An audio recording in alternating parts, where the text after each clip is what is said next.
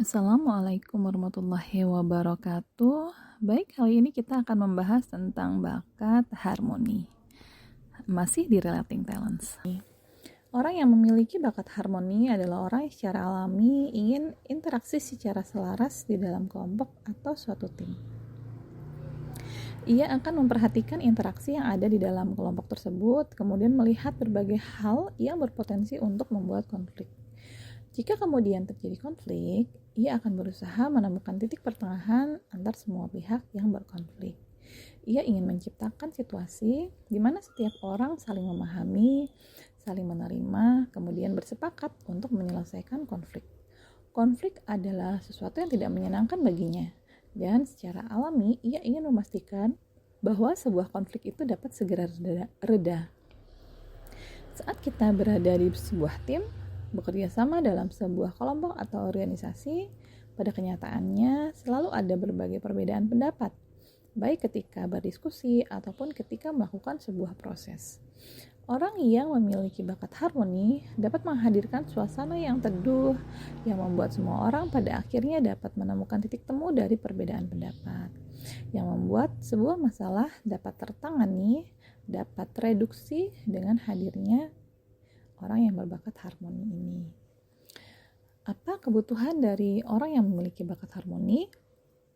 Orang yang memiliki bakat harmoni memiliki kebutuhan untuk dapat menemukan titik temu.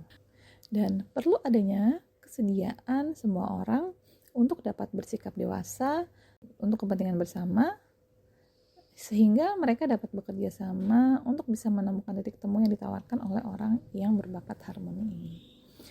Apa yang perlu diantisipasi dari orang yang memiliki bakat harmoni? Bagi orang yang memiliki bakat kuat harmoni, konflik adalah sesuatu yang tidak menyenangkan. Dalam beberapa kesempatan, pada akhirnya ia mungkin memilih untuk menghindari konflik yang sedang terjadi dan memilih untuk tidak melakukan apa-apa. Hal ini sangat perlu untuk diantisipasi, karena pilihan itu bisa jadi tidak membuat konfliknya membaik, tapi justru membuat konflik menjadi berkepanjangan.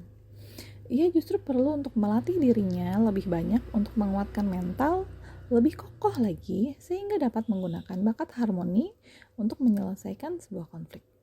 Jika telah berlatih dengan baik, maka tekanan yang besar tidak membuatnya surut, tidak membuatnya lari dari konflik. Ia sudah teruji, sudah mempunyai kematangan mental yang lebih terasah dan akan bersedia untuk menerima beban dari sebuah konflik. Pada saat itu, ia akan benar-benar bisa efektif untuk menjadi penengah dalam berbagai macam konflik yang akan ditemui. Bagaimana jika bakat harmoni lemah? Orang yang memiliki bakat harmoni yang lemah tidak secara alami mencari titik temu saat menghadapi konflik.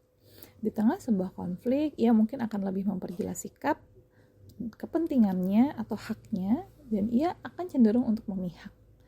Hal demikian bukan tentang benar dan salah.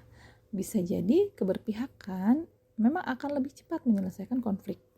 Namun ada kalanya juga kesediaan untuk bisa berdiri di tengah dan mencari titik temu dari berbagai pihak yang berkonflik itu juga diperlukan. Sebuah tim, sebuah organisasi, atau sebuah bisnis yang semakin berkembang, semakin besar, semakin banyak orang akan semakin memiliki potensi untuk terjadi konflik. Akan semakin berpotensi untuk memiliki banyak perbedaan-perbedaan. Maka kehadiran dari orang yang memiliki bakat harmoni dirasa sangat dibutuhkan. Demikian yang bisa saya sampaikan tentang bakat harmoni. Saya ucapkan terima kasih. Wassalamualaikum warahmatullahi wabarakatuh.